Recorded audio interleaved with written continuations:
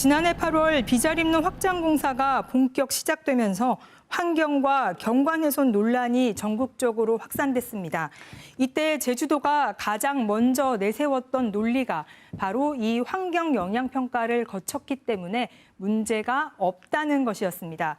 하지만 최근 생태 정밀 조사에서는 멸종위기종 동식물들이 대거 발견됐는데요.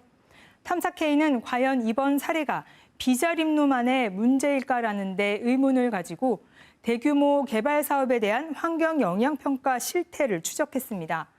오늘은 첫 순서로 환경 영향 평가 대행 업체들의 현지 조사가 어떻게 이루어지는지 파고듭니다. 공사가 중단된 비자림로 확장 구간입니다. 나무들이 벌목된 채 그대로 방치돼 있는데요. 공사 관계자에 출입할 수 없다는 현수막과 팻말이 곳곳에 붙어 있습니다. 겨우 목숨을 건진 삼나무들이 베어낸 나무들을 애처롭게 쳐다보고 있는 것만 같습니다. 안쪽으로 조금 더 이동해 보도록 하겠습니다. 숲으로 들어가자마자 새들이 신기한 듯 이방인을 쳐다봅니다. 도심에선 볼 수 없는 푸르른 생명력이 가득합니다. 그런데 2014년부터 1년 동안 진행된 이 환경영향 평가서에는 이 일대에서 보호종 동식물이 발견되지 않았고 생태적 보전 가치도 미미하다고 돼 있습니다. 식생 조사표도 확인해 봤는데요. 2014년 6월 19일 하루 3번 조사가 돼 있는 걸로 나와 있습니다. 조사 시간이 8분에서 9분 정도인데요. 저희가 취재 차량을 세우고 200m가량 구간을 걸어오는 데만 10분이 넘게 걸렸습니다. 충분한 조사가 이뤄질 수 있겠냐는 의문이 드는 대목입니다. 안쪽으로 한 번 더 확인해 보겠습니다. 조류에 대한 현지 조사표도 확인해 봤습니다.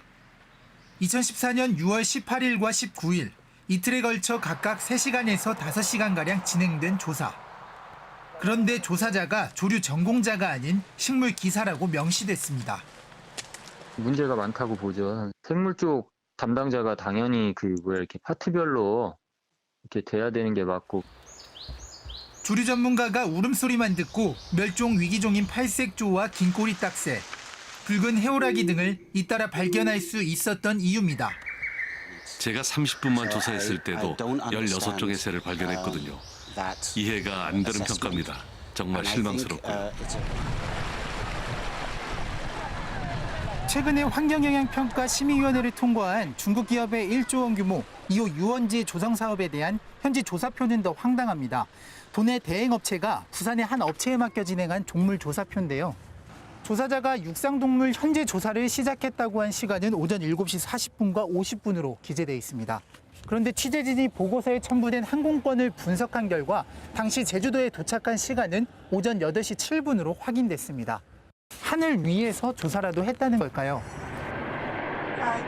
기계도 안 있고 사람이 하다 보면 좀 실수라는 게 없잖아 발생하게 되는 것 같아요. 주민들에게 물으며 조사하는 탐문 조사표. 조사자들이 해안마을인 이호동에 사는 3명의 주민에게 마을에서 봤던 동물들을 물었는데 3명 모두 엉뚱하게도 1년 이내에 노루를 봤다고 적혀 있습니다. 실제로 탐사K가 직접 2호 1동과 2동에서 확인해봤습니다.